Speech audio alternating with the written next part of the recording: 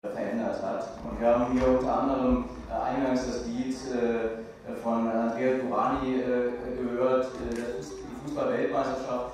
Nicht zuletzt die Fußball-Weltmeisterschaft, die deutsche Nationalmannschaft, trägt auch, glaube ich, dazu bei, dass Integration in der Mitte der Gesellschaft angekommen ist und Rassismus, ganz deutlich, Rassismus keinen Platz in Deutschland hat. Das ist die Ausnahme.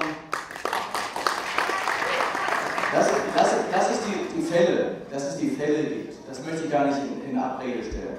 Aber ich glaube, jeder von uns und nicht zuletzt die betroffenen Politiker, die damit zu tun haben, stellen das ab, werden das abstellen und haben es in der Vergangenheit abgestellt, wo immer es aufgekommen ist. Wenn ich das vielleicht als letzten persönliche Bemerkung noch anfügen darf.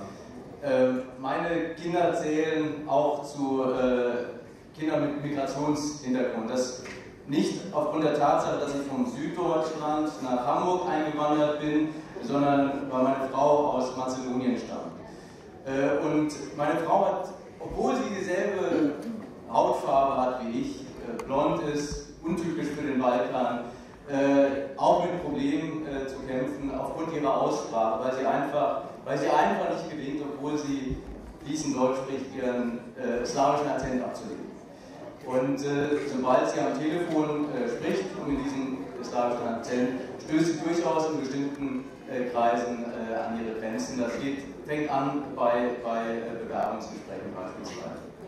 Ja, also insofern sind das keine originär afrikanischen Probleme, da kommt sicherlich erschwerend die Hautfarbe hinzu, aber ich glaube und möchte wirklich eine Lanze für meine Landsleute sprechen, dass sich die deutsche Gesellschaft extrem verändert hat. Und Sie haben die Zahlen vorhin genannt. Hamburg, nicht zuletzt eines der schillerndsten Beispiele sicherlich ist, wo Integration sehr gut funktioniert, weil eben so ein großer Teil von Menschen mit Migrationshintergrund hier leben. Und wir haben hier wunderbare Beispiele auch auf der Bank sitzen. Und auch bei meinem Zuzug nach Hamburg sind mir tatsächlich die sehr vielen afrikanischen Busfahrer in Hamburg aufgefallen. Und auch ich habe mich darüber sehr gefreut, weil meistens vorne im Führerhäuschen Musik durch den Lautsprecher trällert. Also auch eine ganz neue Erfahrung für mich, der ich aus dem Süden nach Deutschland, nach Hamburg gezogen bin.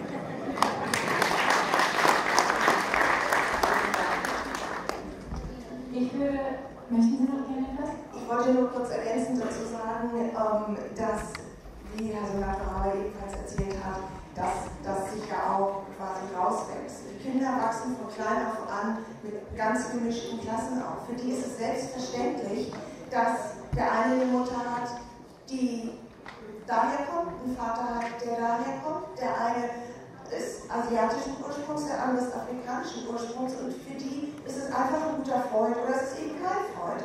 Und ergänzend auch noch, es gibt immer gute und schlechte Lehrer. Auch meinem Sohn, obwohl er damals blond und blauäugig war, hat man in der Grundschule gesagt, du kannst nichts. Und ich habe auch gesehen, was es bedeutet, wie man das Selbstbewusstsein eines Kindes damit zerstören kann. Wir haben ihn aufgebaut, wir haben immer gesagt, du schaffst das, na klar kannst du das. Nur weil eine Lehrerin sagt, dass du es nicht schaffst, heißt das noch lange nicht, dass du es schaffst, dass du es nicht schaffst. Du schaffst es. Und heute ist er ein guter Schüler, ein selbstbewusster Junge geworden. Also geht nicht, es passiert überall. Und das hat eher was mit guten und schlechten Lehrern zu tun. Und da wiederum mein Appell, gehen Sie hin, mischen Sie sich ein, nehmen Sie aktiv teil, was schon gesagt wurde, gehen Sie zu den Eltern, versuchen Sie das Schulsystem zu verstehen und dann schafft man das auch.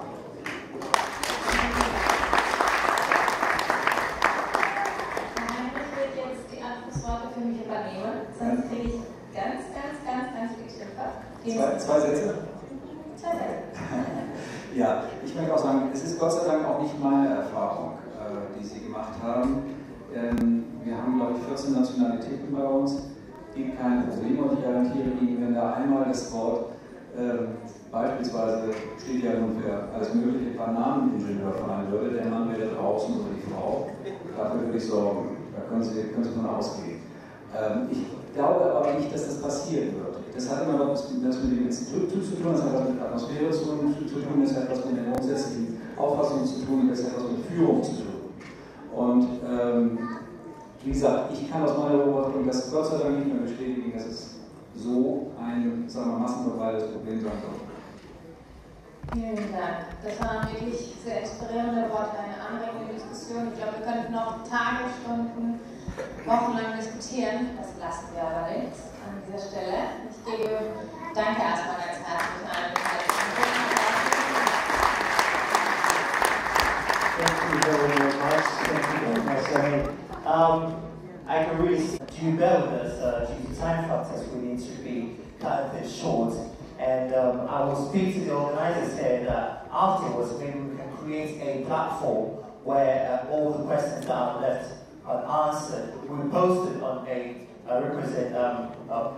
website so that these questions will be dealt with. But I do really appreciate your engagement in this and the fact that you've spoken about so many things that are really, really important. I made some points, and the points are which all of us can take on, especially the parents. We need to get our children stimulated to learn, and parents need to be role models.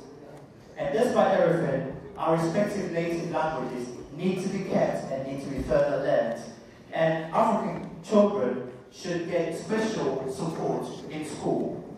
And parents should also acknowledge the efforts of their parents and of their children, and to be able to have a discussion means you need to be educated, and it is really important as well to have to be encouraged.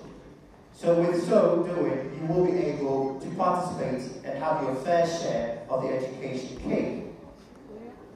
Parents should be informed about the Hamburg school system so that they will have an idea about how this whole thing works.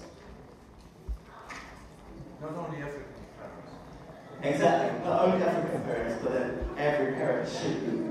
And last but not least, this so-called hidden racism should be eradicated. These are the points that I jotted down, and I hope that this will be taken very, very seriously. And next time we meet here, we might not be talking about the same issues, but then different issues about how we can create job avenues for people who are coming out to be doctors, lawyers, so that they won't end up with their degrees in their pocket, sit home.